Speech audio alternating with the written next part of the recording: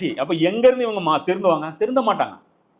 கடைசி ஜென்மம் அதான் அந்த கல் மாதிரி மனசு ஆயிடுச்சுன்னா மீனிங் இதுதான் சொல்லி ஆர்குமெண்ட் பண்ணுவோம். இது முகக்கமாக பேசக்கூடிய வசனத்திலே வந்துடும் அதோடைய மீனிங். குரான் இவங்களே சில நேரம் வளரிங் கொட்டுவாங்க அந்த மீனிங்கை. என்ன அப்போ அதுதான் அல்லாம இப்போ சொல்கிறார். என்ன சொல்கிறார்? நான் குத் பதல்தே நஹி குரானுக்கு பதல் தேத்தேன். இவனுங்க மாறுறதில்ல, குரானை மாற்றிடுறானுங்க. குரானை எப்படி மாற்ற முடியும்? மீனிங் மாற்றலாம், அதோடைய இது வந்து மாற்றி விடலாம். இன்னும் அவர்களுக்கு அறிவுறுத்தப்பட்ட உயர்வான அறிவுரைகளில் பெரும்பாலானவற்றை மறந்தே போயினார்.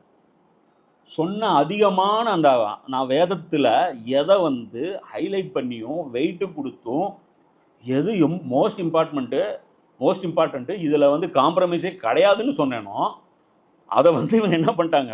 மறந்தே போயிட்டாங்க. அப்படி மறக்கிறதுன்னு என்ன தெரியுங்களா? ஃபஸ்ட்டு மீனிங் லைட்டாக மாறும். உதாரணத்துக்கு ஏதோ ஒரு ஊருக்கு இப்போ பிரயாக்ராஜ்னு பேர் வச்சுருக்கீங்க, அலகாபாதுக்கா ஏதோ ஒரு ஊருக்கு பிரயாக்ராஜ்னு பேர் வச்சுட்டாங்க. தெலுங்கானா இப்போ புதுசு. அப்போ பழைய பேர் என்னங்கிறது இப்போ நமக்கு தெரியும். அவருடைய பேர் அலகாபாது. இப்போ இவங்க மாற்றினாங்கன்ட்டு ஒரு 50 வருஷம் கழித்து போட்டிங்கன்னா கூகுள்லேயும் பிரயாக்ராஜ் தான் வரும். என்ன எல்லா ஹிஸ்ட்ரி நூல்லையும் பிரயாக்ராஜ் வந்துடும். அலகாபாதுன்னு ஒன்று இருந்துச்சுன்னு ப்ரூவ் பண்ணுறதுக்கு நாம் முக்கணும். எப்படி இப்போ நஜதுன்னு ப்ரூவ் பண்ணுறதுக்கு நம்ம முக்கிறோம்ல. கான்ஸ்டான்டினோபிள் இதுதான் அப்படின்னு சொல்லிட்டு புரிய வைக்கிறதுக்கு இது பண்ணுறோம்ல. ஹிஜாஸ்னா என்ன புரிய வைக்கிறதுக்கு எப்படி? இப்போ இல்லை அது நஜது இல்லைங்க, அது இல்லைங்க, அது அங்கே இருக்குங்க, இங்கே இருக்குங்க. என்ன எவ்வளோ இது பண்ணுறாங்க. அப்போ என்ன அளவுக்கு இன்றைக்கி போயிடுச்சுன்னா நமக்கும் என்ன ஆயிடுச்சு? இன்னைக்கு தீன் வந்து அஜ்னபியாக ஆயிடுச்சு. என்ன புதுசாக பேசுகிறீங்க, என்ன புதுசாக இது பண்ணுறீங்க, இது யாருமே எங்கள் தலைவர்கள் சொல்லலையே, யாருமே எங்களுடைய அந்த ட்ரெடிஷ்னல் அந்த அந்த ஸ்கூல் ஆஃப் தாட்ஸ்லேருந்து வெளியே வந்த யாருமே இதை பேச மாட்டேங்கிறாங்களே.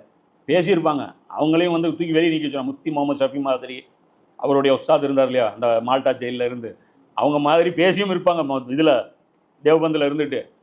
என்ன அதுக்கப்புறம் இவங்க என்ன பண்ணிடுவாங்க? தீனை வந்து மக்கள் வந்து அஜ்னபியாக தெரியும். அந்த அளவுக்கு ஃபஸ்ட்டு லைட்டாக மீனிங் ஃபஸ்ட்டு செயல்படுத்துறது விடுறது, அப்புறம் என்ன பண்ணுறது?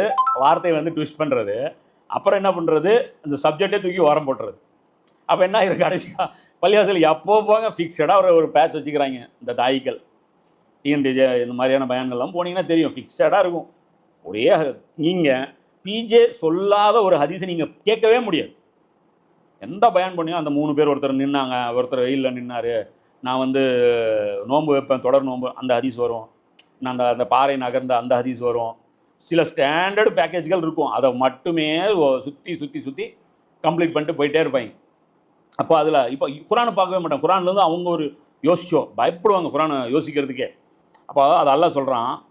இப்போ அந்த ஸ்டேஜ் பாருங்களேன், தாம் செய்த வாக்குறுதியை முறித்ததற்காக அல்லாஹ் இது பண்ணிட்டான். மேலும் அவர்களுடைய நெஞ்சங்கள் இறுகியாயிடுச்சு. அதுக்கப்புறம் அவர்களுடைய நிலை என்ன ஆயிடுச்சுன்னா வேத வாக்குகளை புரட்ட ஆரம்பித்தாங்க. இப்போ செயலும் மாறுது.